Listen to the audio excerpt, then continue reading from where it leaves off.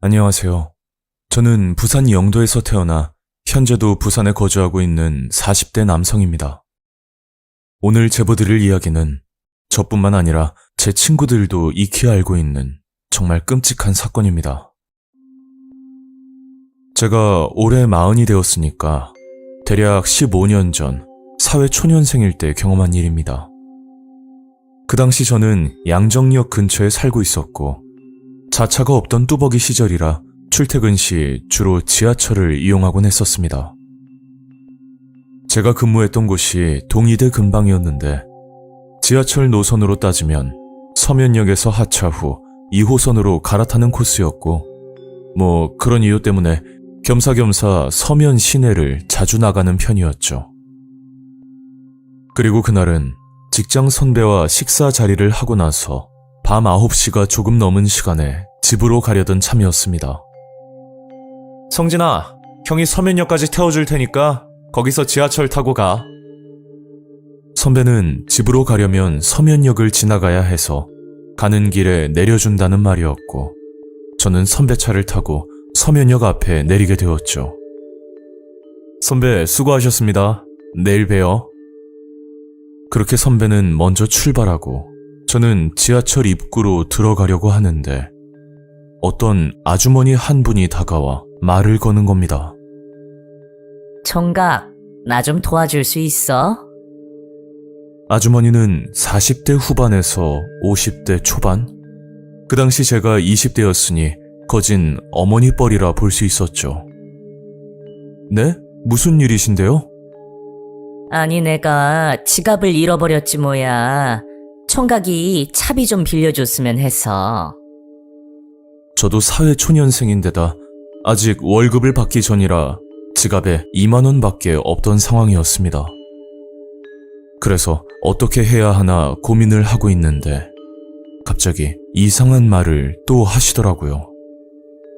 아니, 공짜로 달라는 게 아니고 10,000원만 주면 특별 서비스 해줄게.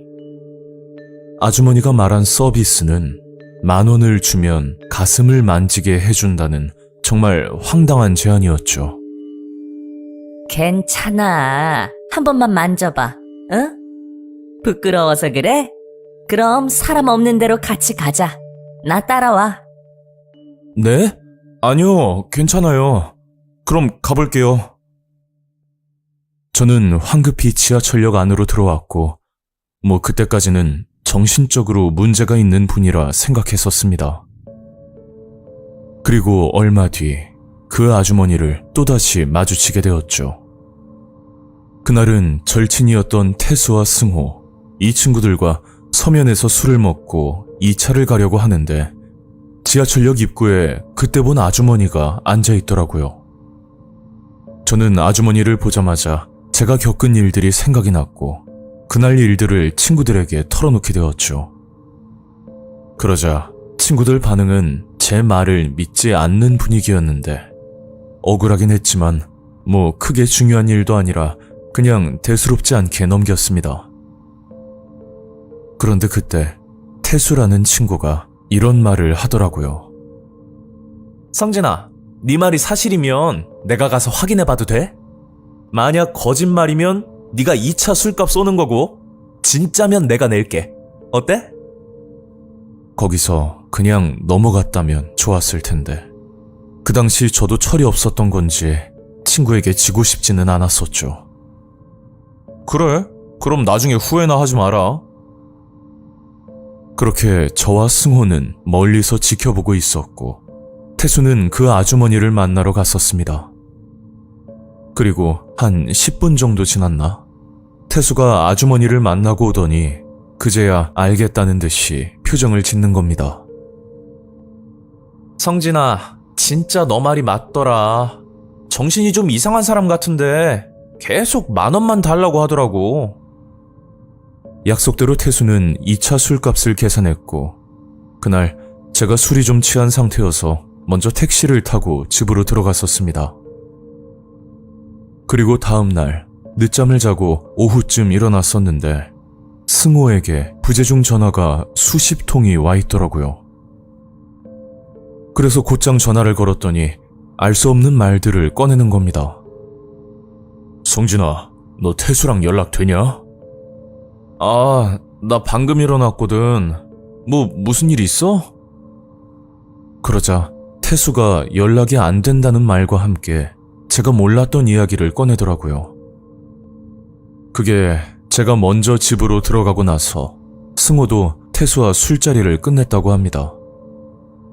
그런데 태수가 집으로 가지 않고 자꾸만 갈 곳이 있다고 말을 하면서 어디론가 걸어갔다고 했죠. 그래서 유심히 지켜봤더니 글쎄 지하철역 입구 쪽으로 향하더랍니다.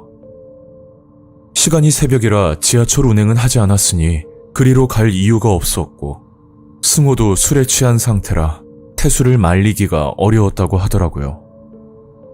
그렇게 한참 실랑이를 하다가 뭐 별일이야 있겠나 싶은 생각에 태수를 두고 혼자 택시를 타고 집으로 돌아왔다는 이야기였습니다. 야, 진짜 무슨 일 생긴 거 아니야? 저는 그 전화를 끊고 나서 곧장 태수네 집으로 찾아갔었는데 다들 외출을 한 건지 아무도 없더라고요. 뭔가 불길한 느낌이 들었지만 연락이 안 된다고 해서 꼭 무슨 일이 터진 거라 단정 지을 수도 없었고 나중에 연락이 올 거라는 긍정적인 생각만 가지고 있었습니다. 하지만 태수는 어디로 사라진 건지 일주일이 넘도록 연락이 되질 않았고 태수네 부모님도 경찰에 실종 신고는 물론 전단지까지 붙여가면서 태수가 돌아오길 기다리고 있었죠. 그렇게 시간은 점차 흘러갔고 태수가 사라진 지 반년이 지나고 나니 주변에서는 이런 말까지 나오더라고요. 아직까지 무소식이면 살아있을 가능성이 희박하다는 말이었는데 그 당시 태수 부모님은 사는 게 아니었을 겁니다. 저와 승호도 그날 술자리에서 태수를 챙기지 못한 죄책감 때문에 하루하루 사는 게 힘들었고 태수네 부모님께 죄송스러운 마음만 들었었죠. 그리고 실종 신고를 한 지 1년이 조금 지났을 때 어떤 목격자의 제보로 인해 태수를 찾았다는 말을 들을 수가 있었습니다. 그런데 태수의 부모님은 뭔가 시큰둥한 표정이었는데 바로 그 이유가 실종 전단지를 보고 태수를 목격했다는 전화만 수십 통이었고 늘 기대감에 부풀어 나가봤더니 실상은 전혀 다른 사람이었죠. 그러다 보니 이번에도 별반 다르지 않을 거란 생각이었고 그날 저도 모처럼 쉬는 날이라 태수네 부모님을 따라 약속 장소로 같이 나갔습니다. 목격 장소는 부산역 인근이었는데 목격자의 말로는 역 내부에서 자주 나타났다는 말을 하더라고요. 그래서 태수네 부모님과 함께 부산역 내부를 돌아다니면서 태수를 한참 찾고 있었는데 그때 행색이 노숙자처럼 허름한 옷을 입고 있는 남자 하나가 보이더라고요.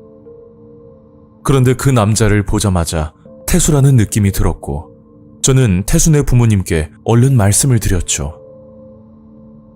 그리고 가까이 가보니 그 남자는 1년 전에 사라진 제 친구 태수가 맞았습니다. 태수네 부모님은 태수를 보자마자 오열을 하셨는데 그게 태수를 찾았다는 기쁨도 있겠지만 또 하나 안타까운 사실도 존재했었죠.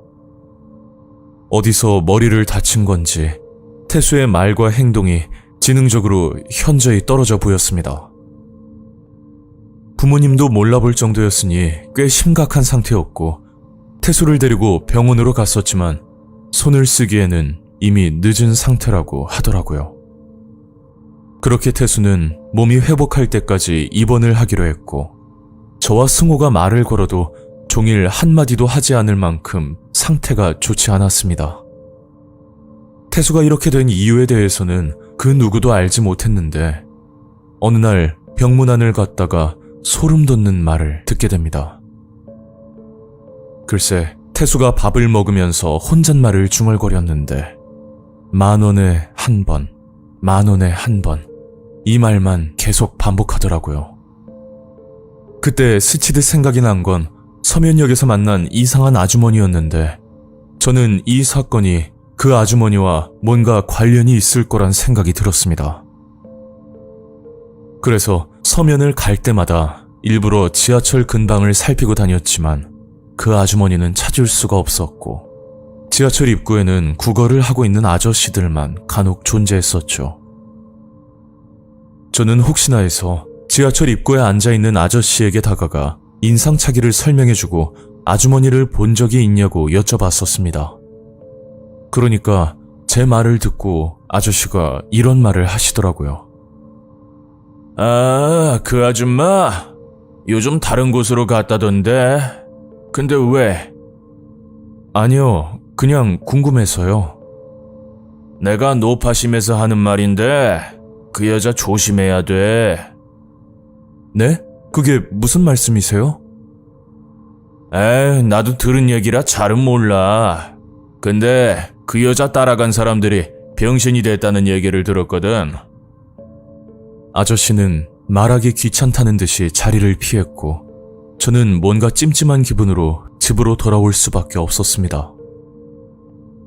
시간이 한참 지난 일이지만 아직까지 명확히 밝혀진 건 없고 저와 친구들 사이에서는 이런 말들이 맴돌았었죠. 그건 호기심으로 아주머니를 따라가게 되면 사람을 반병신으로 만든 뒤 구걸을 시킨다는 그런 말까지 나오기도 했었습니다.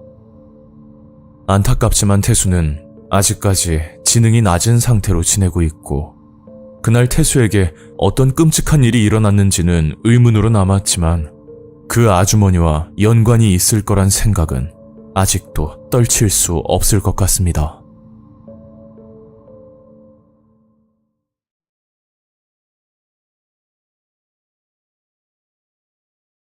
안녕하세요. 저는 순천에 거주하고 있는 30대 남성입니다.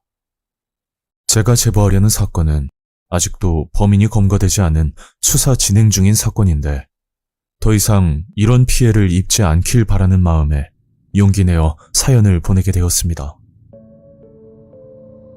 이 일은 불과 9개월밖에 지나지 않은 2023년에 일어난 일입니다. 저는 현재 아내와 순천에서 살고 있지만 사실 저의 본가는 대구 달서구 근방입니다. 여기서 살게 된 건 순천이 아내의 고향이기도 하고 또 장인어른이 작은 사업을 하고 계시는데 저도 그 일을 도와줄 목적으로 이곳에 정착을 하게 됐던 거죠. 아무튼 본가와 거리가 좀 있다 보니 대구에 계신 부모님을 자주 찾아뵙진 못하고 명절이나 아니면 여름 휴가 때마다 일정을 맞춰서 아내와 내려가곤 했었습니다. 그리고 이 사건은 추석 명절 때 일어났고 그날 아내와 둘이서 대구로 내려가던 중 전혀 예상치도 못한 무서운 경험을 하게 되었습니다. 평소 아내와 저는 맛집을 찾아다니는 게 취미였는데 특히 섬진강 휴게소에서 파는 핫도그를 아내가 굉장히 선호하는 편이었죠. 그래서 저희 부부는 대구로 내려갈 때마다 섬진강 휴게소에 들려 간식도 사 먹고 커피도 한잔하면서 그렇게 둘만의 시간을 보냈습니다. 그날도 섬진강 휴게소로 들어갔고 시간은 오후 2시쯤 됐던 걸로 기억합니다. 작년 추석 연휴는 개천절까지 이어져 말 그대로 황금 연휴였고 거기다 코로나에서 벗어나 3년 만에 맞이하는 명절이다 보니 휴게소 주차 자리가 부족할 정도로 사람이 붐비는 상황이었죠. 그때 아내가 화장실이 급하다고 해서 휴게소 화장실 앞에 먼저 내려주고 저는 주차 자리를 한참 살펴보다 휴게소와 조금 떨어진 대형 트럭들이 나란히 세워져 있는 갓길에 차를 세우게 되었습니다. 그리고 지갑과 소지품을 챙기고 있는데 누가 조수석 창문을 두드리는 겁니다. 그래서 창문을 열었더니 대략 40대 정도로 되어 보이는 남자분이 서 있었는데 저를 보고 이런 말을 하시더라고요. 아이고 실례합니다 사장님. 제가 초면에 이런 말씀드려서 죄송한데 시간 괜찮으시면 부탁 한 가지만 드려도 되겠습니까? 그 당시 솔직한 심정은 아내 때문에 그냥 거절하려고 했지만 그 남자 눈빛이 너무 간절해 보여 일단 무슨 부탁인지 얘기나 들어보자는 생각으로 말을 건넸습니다. 무슨 일이신데요? 실은 제가 덤프트럭 기사인데요. 깜빡하고 지갑을 놓고 와서 밥을 못 먹고 있거든요. 그래서 말인데 제 지인이 사장님 계좌로 돈을 보내주면 사장님이 출금만 해서 주시면 되거든요.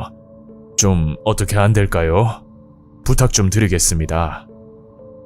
이야기를 듣고 보니 사정이 딱하기도 하고 밥 한 끼라고 해봐야 큰 금액도 아닐 거라 생각해서 알겠다고 수락을 하고 차에서 내렸습니다. 그리고 혹시 아내가 기다리고 있을까봐 휴게소 방향으로 걸어가면서 아내에게 전화를 걸었는데 아직도 볼일을 보고 있는지 전화를 받지 않더라고요. 저는 아내가 당연히 화장실 앞에서 기다리고 있을 거란 생각에 일단 그 남자와 같이 ATM 기기 쪽으로 향했고 계좌를 확인해 봤더니 무려 100만 원이란 금액이 들어와 있는 겁니다. 밥값이라고 하길래 많아봤자 10만 원 선이라고 생각했었는데 예상외로 큰 금액이었고 저는 약속대로 돈을 출금해서 남자에게 건넸습니다. 그 남자는 몇 번이나 고맙다는 인사를 하고 사라졌고 저는 아내를 내려준 화장실 앞으로 향했는데 아무리 기다려도 아내의 모습은 보이지가 않았죠.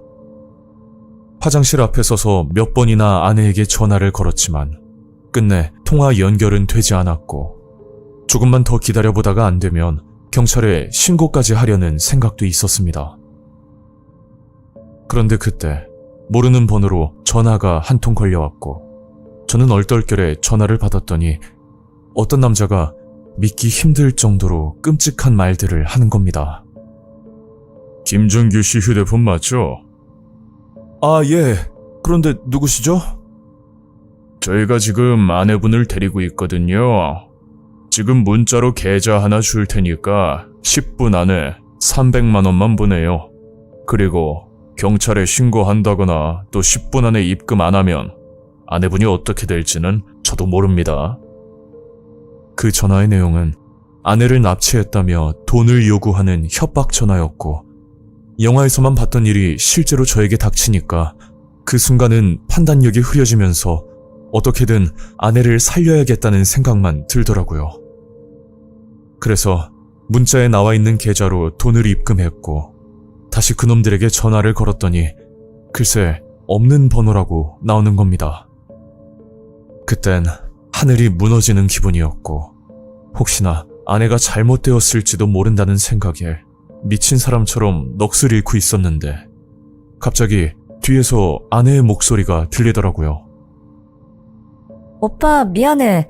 나 많이 찾았지? 뭐야? 여보, 괜찮아?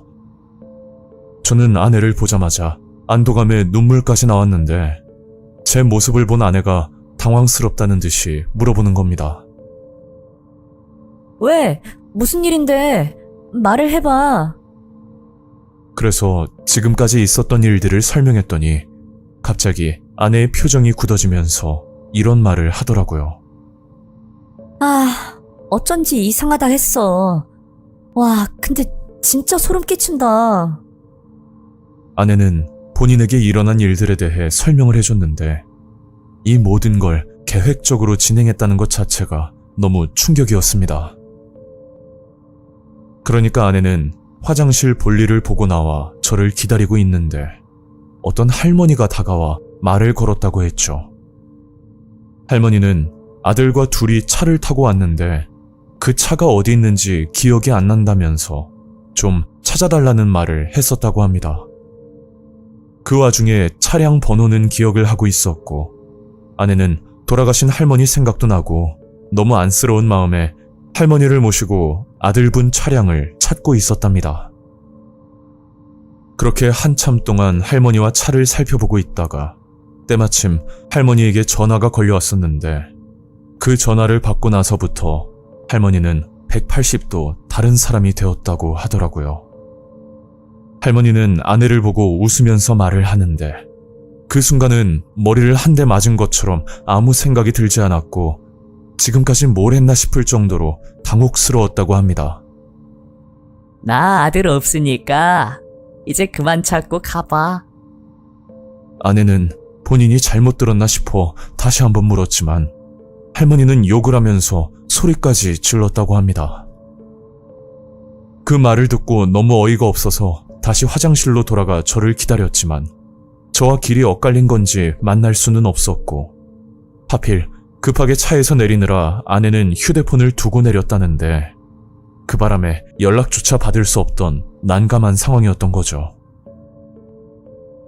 사건을 정리해보면 트럭 기사라고 했던 남자와 그리고 아내에게 접근한 할머니는 공범이라고 볼 수 있는데 그 남자가 출금을 해달라고 하면서 제 이름과 계좌번호를 물어봤었고 아마 전화번호는 주차된 제 차량에 나와 있는 전화번호를 보고 연락을 했던 것으로 보였습니다.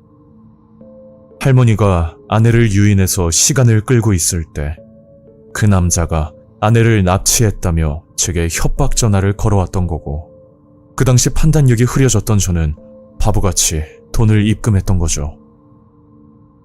저는 그 자리에서 경찰에 신고를 했고 추석 연휴가 끝나자 다시 경찰서에서 연락이 왔는데 제가 쓰는 계좌가 보이스피싱에 연루되었다고 조사를 받아야 된다는 말을 들었습니다. 그리고 계좌는 물론 생활비로 사용하던 카드마저도 정지가 돼버린 난감한 상황이었고 알고 보니 휴게소에서 100만 원을 인출해줬던 게 저처럼 사기를 당한 피해자의 돈이었던 겁니다.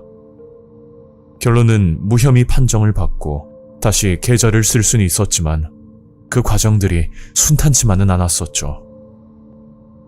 현재 이 사건은 아직도 수사 중인데 형사님께 들은 내용은 아마 범인이 잡히더라도 피해 금액은 돌려받기 힘들 거라고 말을 하더라고요. 또 이놈들이 검거가 된다고 해도 단순 꼬리 자르기라 이런 피해는 계속해서 일어날 거라고 한숨을 쉬면서 말씀하셨죠.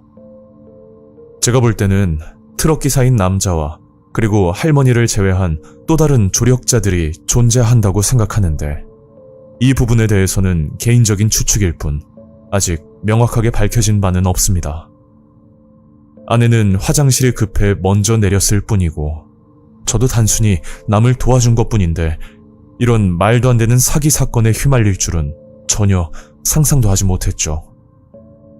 이걸 들으시는 분들은 어떨지 모르겠지만 본인들의 가족 또는 지인이 납치당했다는 전화를 받으면 누구라도 당황할 수밖에 없고 저 같은 경우는 기가 막힌 타이밍에 아내까지 사라졌던 상황이라 더욱 속을 수밖에 없었던 것 같습니다. 이 일은 불과 얼마 전에 있었던 사건이고 지금은 또 다른 방법으로 접근할 수 있으니 시청자 여러분들도 항상 조심하시길 바랍니다.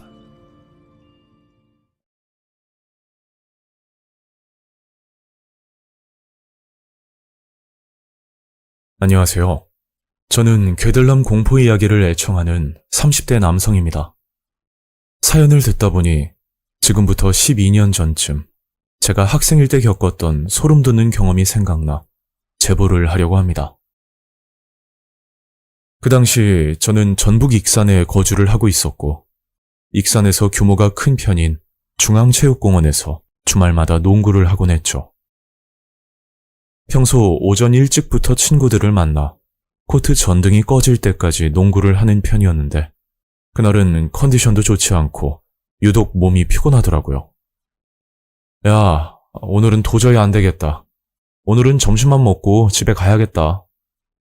제 말을 듣고 친구들도 오늘은 여기까지 하자고 말했고 저희들은 오후 1시가 조금 넘은 시간에 체육공원을 빠져나왔죠.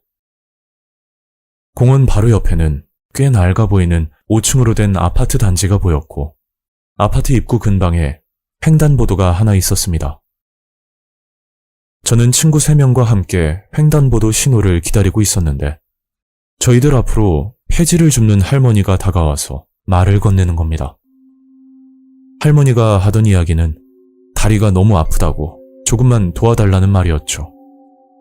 할머니는 공원 바로 옆 낡은 아파트 단지에 살고 있다고 하셨는데 그 당시 저희들은 좋은 일 한다고 생각하고 할머니를 아파트 입구까지만 모셔다 드리기로 했죠.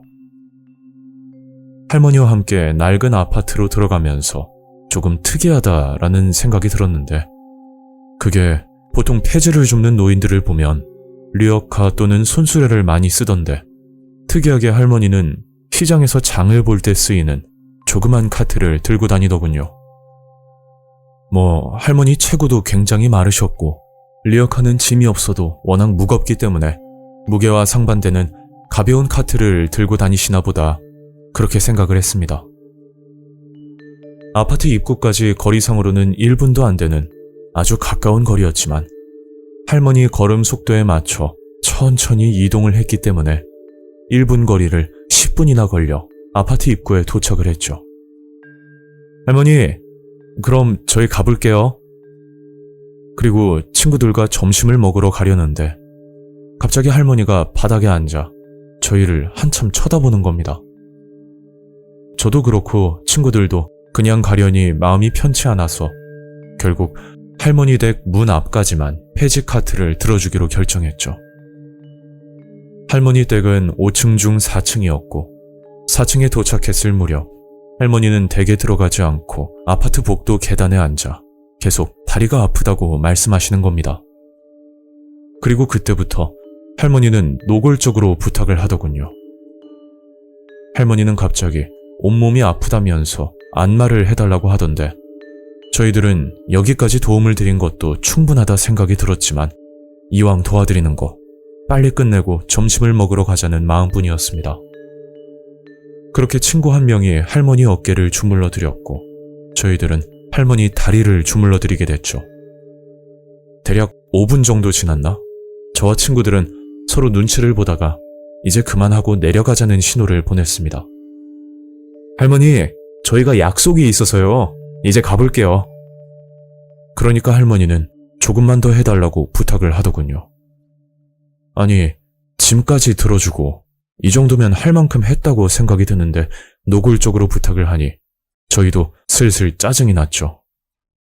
그렇다고 해서 할머니께 직접적으로 화를 낼 수도 없는 상황이고 그냥 내려가자니 뭔가 찜찜한 기분이 들어 정말 마지막이다 생각하고 묵묵히 안마를 해드렸습니다. 그때 할머니가 너무 고맙다며 5,000원짜리 한 장을 주면서 다 같이 마실 음료를 사다 달라고 하더군요. 아니에요, 할머니. 괜찮아요. 저희들은 괜찮다고 끝내 사양을 했지만 할머니는 마지막 부탁이라고 사정을 하는 겁니다. 짐까지 들어주고 안마까지 해줬는데 그냥 보내기 미안하다면서 음료만 마시고 가라는 말이었죠. 저희는 누가 음료를 사올지 서로 눈치만 보고 있는 상황에 갑자기 할머니가 말씀을 하셨죠. 4명이니까 1명은 여기 있고 3명이서 다녀와. 그래서 누가 남아있을지 고민하고 있는데 그때 친구 한 명이 벌떡 일어나더니 집에 가자면서 내려오라고 하는 겁니다.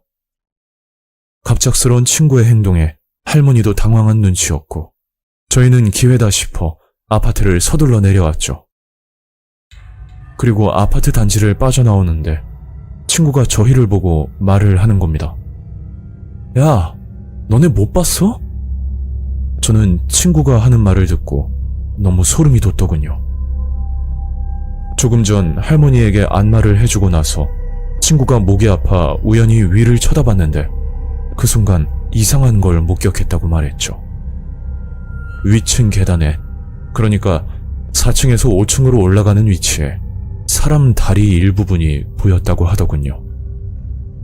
처음에는 위층에 사는 사람인가 생각을 했고 딱히 크게 신경을 쓰지 않았는데 안마를 끝내고 음료를 누가 사오나 얘기를 하고 있을 때 무심코 다시 위를 쳐다봤더니 아까 봤던 사람 다리가 아직까지 그 자리에 있었고 뭔가 느낌이 안 좋아서 내려가자고 말을 했다는 겁니다.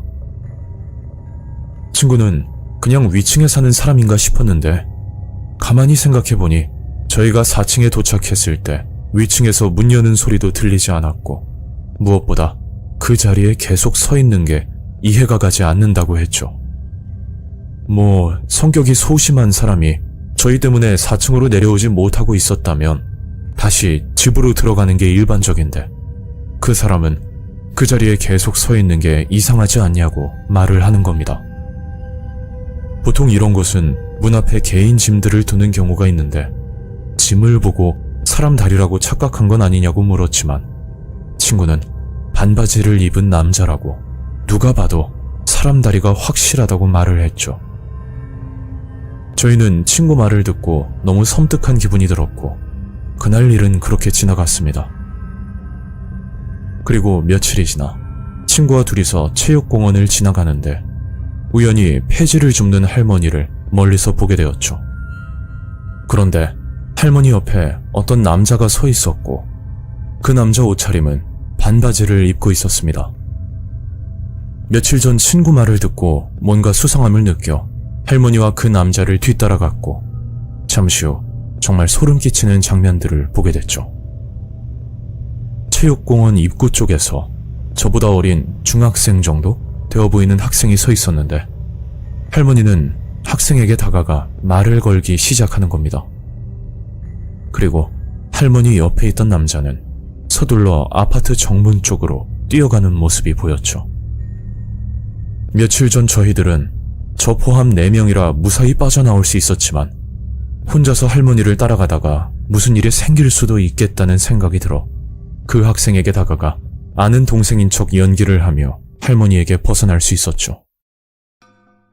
저희는 학생에게 겪었던 일을 이야기해줬더니 깜짝 놀라는 겁니다.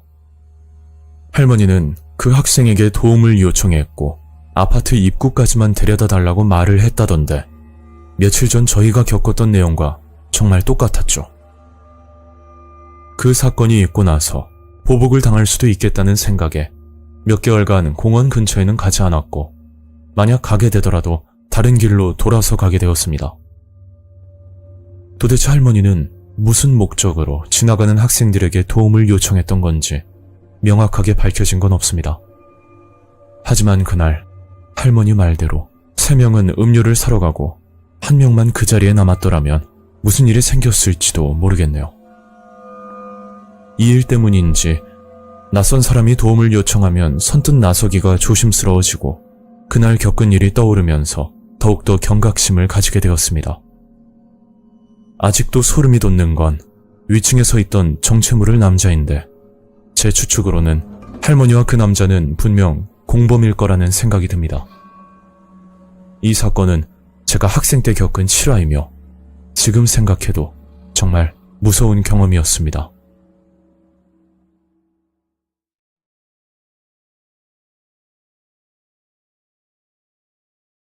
안녕하세요.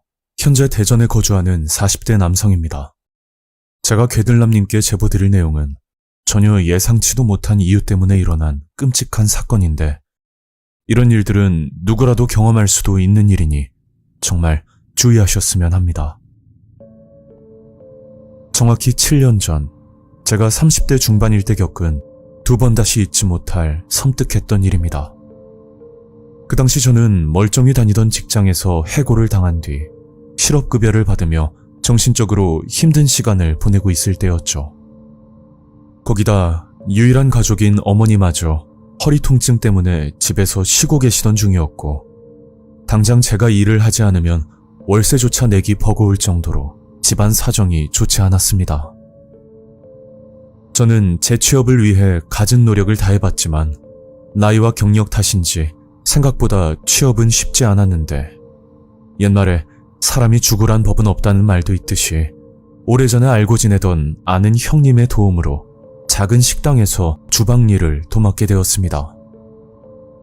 평소 어머니가 해준 음식만 먹고 살다가 난생 처음으로 제가 직접 주방에서 일을 하다 보니 생각보다 적응이 쉽진 않았지만 그래도 조금씩 배우면서 나름 열심히 일을 했었습니다. 그리고 이 일을 한 지 2년 정도 되었을 때 크고 작은 문제들이 생기고 말았죠. 그건 식당 사장이었던 형님께서 다른 사업에 도전을 해본다는 이유로 저에게 전적으로 식당 운영을 맡겼는데, 그 덕에 월급은 더 올라갔지만 그만큼 신경 써야 할 일도 많아졌습니다. 제가 주방 일을 하고 있으면 알바생은 서빙과 카운터를 봐야 하는데 늘 그 부분이 애로사항이었죠. 웬만하면 제가 직접 계산을 했고 정말 정신없이 바쁠 때는 알바생에게 맡겼는데 항상 그런 건 아니지만 일주일에 2-3번 정도 돈이 모자라는 불상사가 생기곤 했었습니다. 어쩌다 한 번이야 실수라고 볼 수는 있지만 이건 횟수가 너무 잦다 보니 마감 때마다 알바생을 나무랄 수밖에 없었죠. 저를 믿고 가게를 맡긴 형님을 봐서라도 더 꼼꼼하게 일을 해야 한다고 생각했고 요즘 말로는 꼰대라고도 불리는데 저의 단호한 성격 탓인지 알바를 구하는 게 여간 어렵지 않았습니다. 그런 가게 사정을 잘 알고 있던 어머니가 식당 일을 도와주시기로 하셨는데 저는 어머니 건강을 생각해서 극구 말렸지만 집에만 있기 갑갑하시다며 결국 식당으로 나오셨습니다.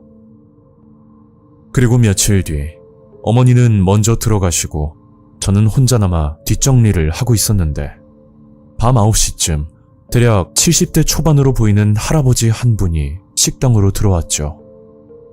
아, 어르신 어쩌죠? 저희가 10시에 마감이거든요. 그러자 할아버지는 제 말을 무시하고 그냥 식당으로 들어오더니 참이슬 한 병을 달라고 하시더라고요. 에휴, 내가 힘든 일이 있어서 그래. 딱 한 잔만 마시고 갈게. 이미 들어온 손님을 나가라고 할 수도 없고 뭔가 말 못할 사정이 있을 거란 생각에 말없이 소주 한 병을 가져다 드렸습니다. 그리고 안주 하나 없이 깡소주를 마시길래 저는 주방으로 들어가 간단한 안주까지 준비해 가져다 드렸죠. 그랬더니 자꾸만 술을 같이 한잔 하자고 권유를 하는 겁니다. 저 어르신, 제가 운전을 해야 돼서 술은 못 하거든요. 그리고 이제 슬슬 마감을 해야 될 것 같은데 오늘은 여기까지 드시고 대신 다음에 오시면 서비스 드릴게요. 그 말을 끝으로 할아버지는 말없이 돌아갔지만 진짜 문제는 그때부터였죠. 식당 마감 시간은 보통 밤 10시였고 어머니는 8시까지 일을 도와주다 먼저 들어가셨는데 꼭 어머니가 들어가시고 난 뒤 거진 9시가 되면 기다렸다는 듯이 그 할아버지가 찾아오는 겁니다. 할아버지는 참이슬 한 병을 시켜 안주도 없이 혼술을 하다가 대뜸 저에게 술 한 잔을 권하곤 했었는데 그럴 때마다 저를 쳐다보는 눈빛이 뭔가 소름이 돋을 때가 있었죠.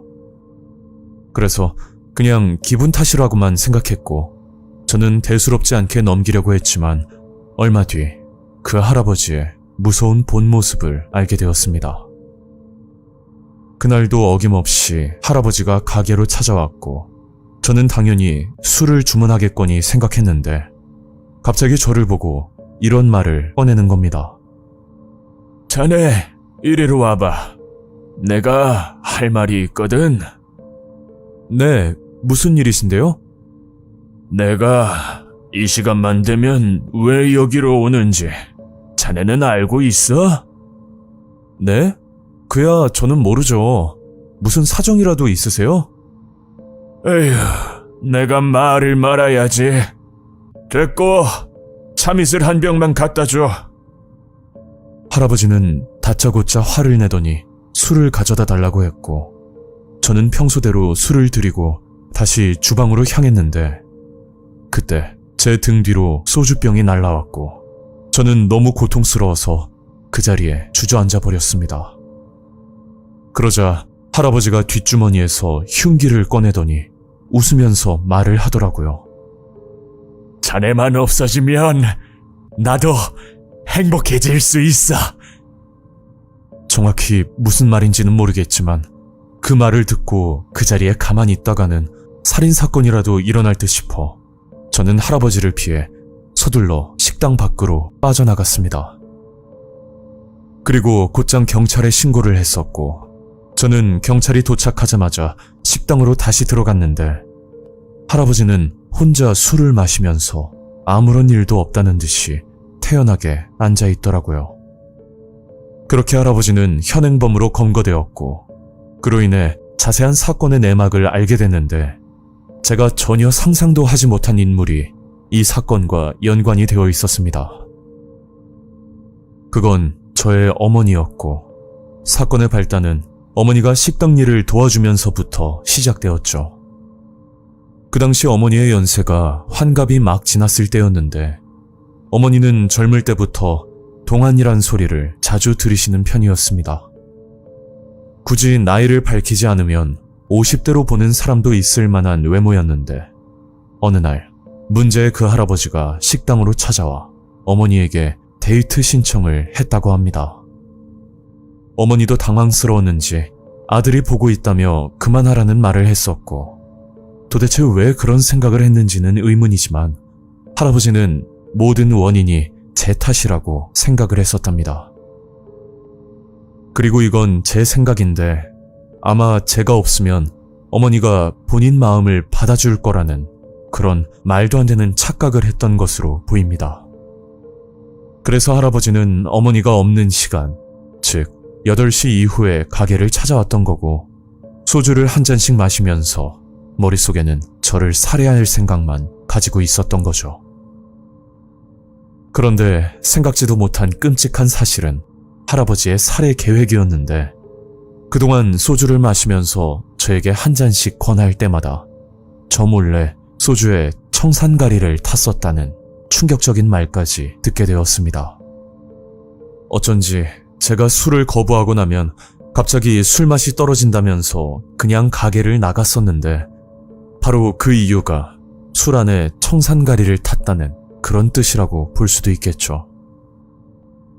하지만 이런 방법이 실패하자 결국 흉기를 들고 찾아왔고, 그날 밤 저를 살해하고 난 뒤 어머니를 찾아갈 목적이었던 겁니다.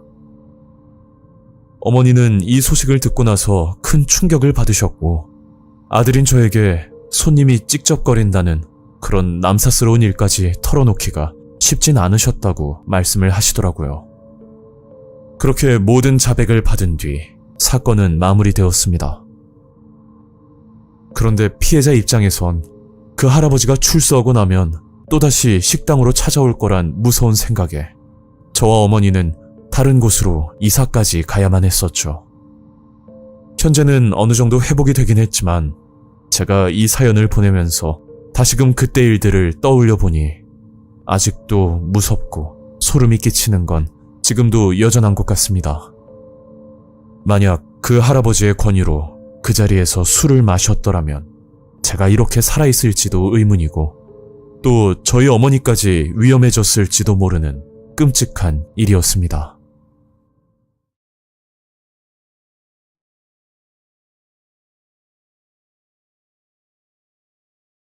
안녕하세요. 현재 대전에 살고 있는 30대 남성입니다. 사건은 불과 2년 전에 있었던 일인데, 이런 일이 제 주변에서 일어났다는 게 너무 무섭고 끔찍합니다. 2년 전 고등학교 동창 모임을 처음 나가게 됐고, 거기서 준규라는 단짝 친구를 만나게 되었습니다. 이 친구와는 고등학교 때부터 굉장히 가깝게 지내던 사이였는데, 대학을 들어가고 군대를 간 뒤로부터 서서히 연락이 끊겨버린 친구였습니다. 준규와는 거진 13년 만에 만나는 자리였고, 그간 세월이 지났으니 외모 변화는 당연하겠지만 이상하게 준규는 좀 더 달라 보이는 모습이었죠. 어디서 고생을 했는지는 몰라도 안색이 어둡고 다른 친구들보다 몇 년은 늙어 보이기까지 했었습니다. 준규야, 그동안 잘 지냈냐? 너 왜 이렇게 변했냐? 무슨 일 있는 건 아니지? 요즘 스트레스도 많이 받고 늙어서 그렇지 뭐. 그렇게 준규와 번호 교환을 하고 서로 안부를 주고받았는데, 글쎄 이 친구가 강원도 시골에서 귀농을 하면서 살고 있다고 하더라고요. 그 당시 제가 30대 중반이었으니 젊다면 젊은 나이인데, 그 나이에 혼자 시골에서 귀농을 하고 있다니까 제 친구지만 진짜 대단하다는 생각까지 들었습니다. 아무 연고지도 없는 강원도까지 가서 혼자 삶을 사는 것이 쉽지 않은 선택이니까요. 그래서 어느 날 준규네 집도 구경할 겸 주말에 시간을 내서 강원도로 향했고, 저는 친구 집을 구경하다가 정말 생각지도 못한 사실을 알게 되었습니다. 준규네 집 안방에 어떤 여자와 찍은 사진들이 보여서 제가 누구냐고 물었더니 한참 뜸을 들이다가 이런 말을 하더라고요. 아, 실은 내 아내야. 나 결혼했거든. 어? 진짜야? 아니, 너 동창회 나왔을 때 다른 친구들도 너 결혼한 거 모르고 있던데? 어떻게 된 거야? 그게 좀 안 좋은 일들이 있었어. 그러자 준규는 설명을 해주는데 베트남 여행을 갔다가 한 여성을 만나게 됐고 서로 결혼까지 할 생각으로 부모님께 인사를 드렸더니 준규네 부모님이 반대를 하셨다고 했죠. 같은 한국인도 아니고 외국인 여성과 결혼을 한다고 하니 부모님은 화가 나셨던 거고 결국 준규는 부모님과 연락을 끊고 둘이서 간단히 식을 올린 뒤 여기 시골에서 지내게 되었던 겁니다. 아, 그런 거였어? 그럼 재수 씨는 어디 나간 거야? 그게 사실은 얼마 전에 집을 나가서 연락이 안 돼. 야, 그럼 이러고 있으면 안 되지. 경찰에 신고라도 한 거야? 뭐 이런 적이 한두 번도 아니니까. 화나면 나가버리고 또 며칠 뒤에 들어오고 벌써 이런 게 수십 번이야. 기다리면 오겠지 뭐. 저는 오랜만에 만난 친구가 이런 힘든 일을 겪고 있는지는 꿈에도 알지 못했고 잘 해결됐으면 하는 마음으로 그날 준규와 술 한잔을 하면서 위로를 해줬습니다. 그리고 다음 날 저는 대전으로 내려왔고 다시 일상생활을 하고 있었는데 아마 한 달 정도 지났을 때 다시 준규에게 연락이 왔었죠. 준규야, 무슨 일이야? 일이 있는 건 아니고 너 혹시 여름 휴가 때 우리 집에 좀 올래? 그때가 7월 말이라 휴가 시즌이 가까워질 무렵이었는데 따로 휴가 계획을 세운 것도 아니었고 저도 간만에 준규와 시간도 보낼 겸 그러자고 약속을 잡고 전화를 끊었습니다. 그렇게 휴가 일정에 맞춰 일주일 동안 준규네 집에서 지내기로 했고 저는 빈손으로 가기가 그래서 준규가 좋아하는 과일과 그리고 재수씨 선물까지 사고 난 뒤 준규네 집으로 향했었죠. 준규야, 나왔어. 문 좀 열어봐. 준규네 집은 낡은 철문으로 된 옛날 시골집이었는데 한참을 대문 앞에서 기다려도 나올 생각을 하지 않더라고요. 그래서 무심코 철문을 밀었더니 문도 잠그지 않고 나갔는지 그냥 열리는 겁니다.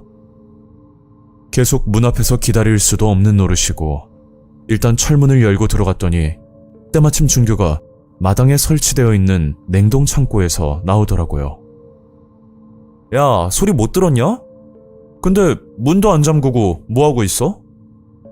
너 왜 이렇게 빨리 왔어? 나 뭐 좀 하고 있어서 못 들었나봐.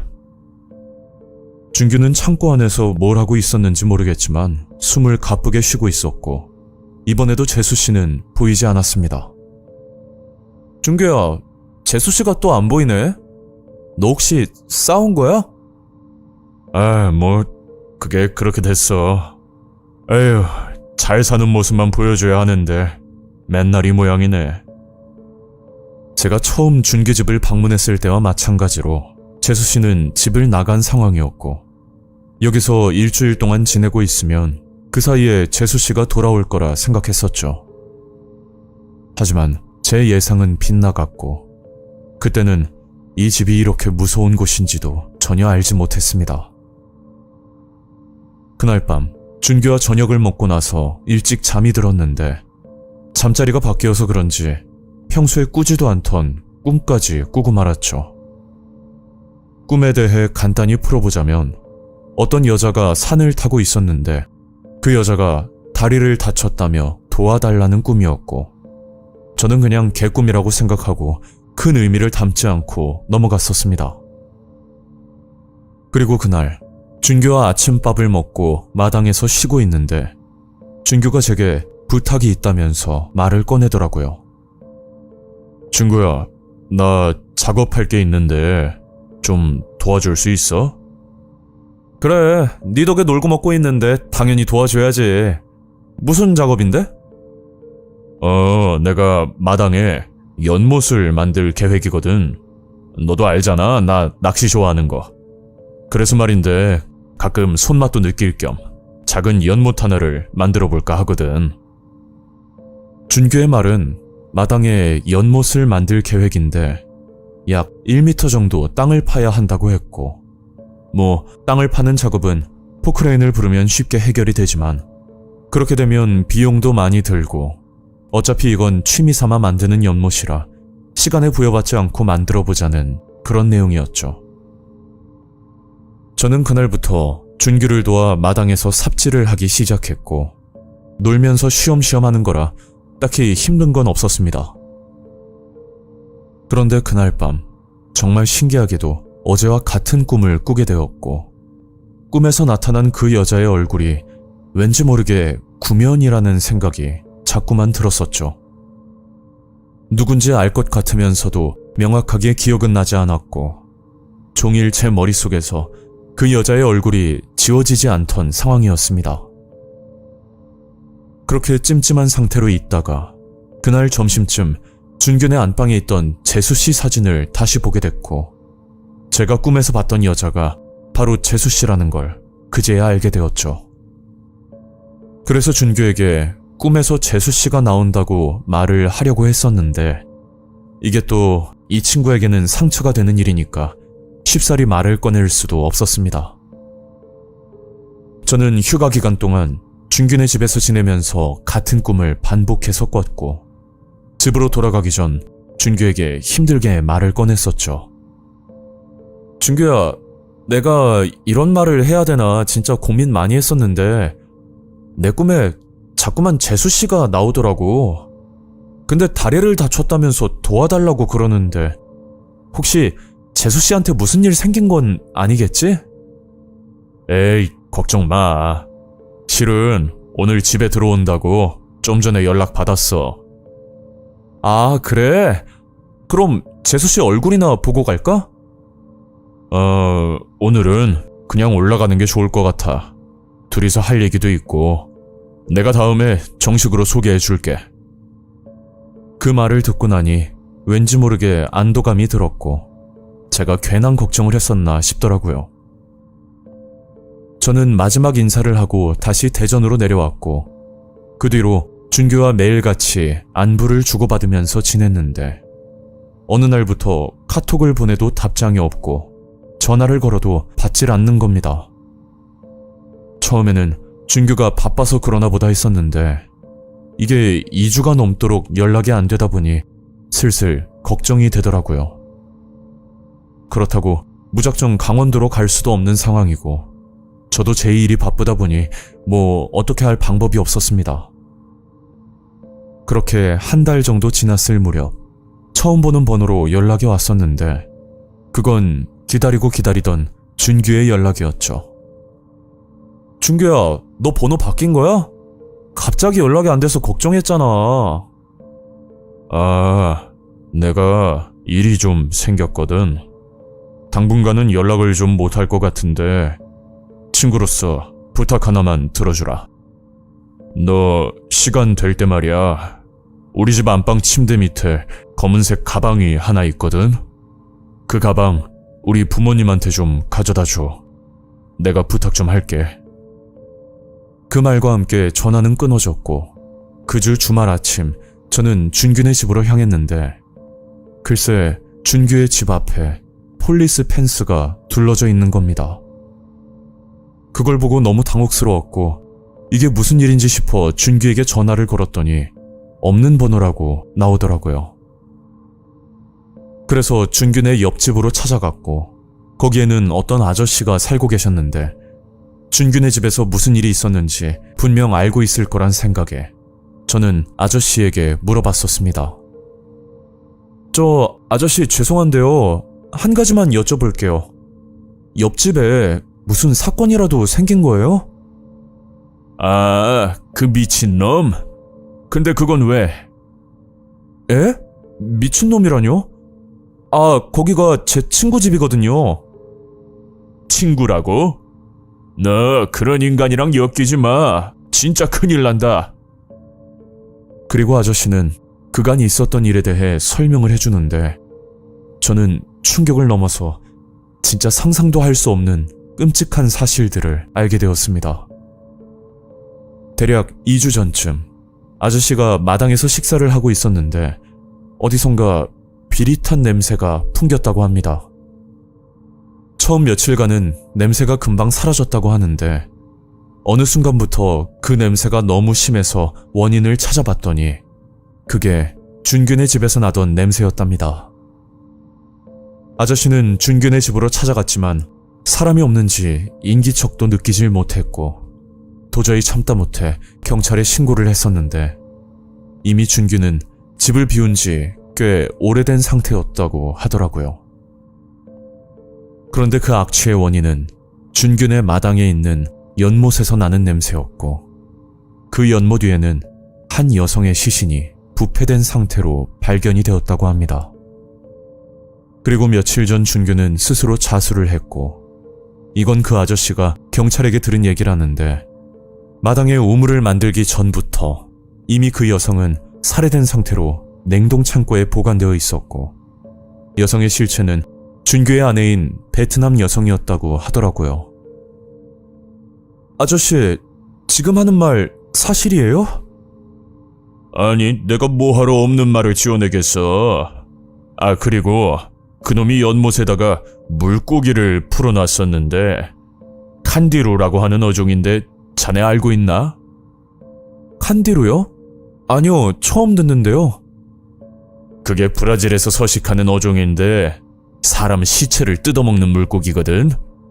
마리당 3만 원이나 하는 비싼 어종인데 그걸 수십 마리나 풀어놨다고 하더라고. 저는 그 말을 듣고 나서 아무 말도 할 수가 없었고 준규의 아내가 집을 나간 게 아닌 준규에게 살해를 당했다고 하니 너무나 끔찍하고 무서웠습니다. 믿기 힘들지만 아저씨가 했던 말은 모두 다 사실이었고 저는 경찰서를 찾아가 준규의 말을 토대로 상황 설명을 드리고 침대 밑에 숨겨둔 가방이 있다고 말을 했었습니다. 나중에 듣기로는 가방 안에 소량의 돈과 보험 서류가 들어있었다고 하는데 만약 보험금 때문이라면 스스로 자수를 했다는 것도 이해가 가지 않는 부분이고 도대체 준규의 말은 어디서부터 진실인지 파악을 할 수가 없을 정도였죠.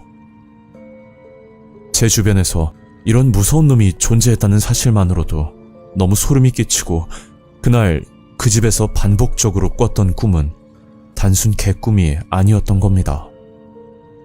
한때는 정말 가깝게 지냈던 사이였지만 사람 인생은 아무도 모른다고 이 친구가 살인마가 될 줄은 상상조차 하지 못했습니다.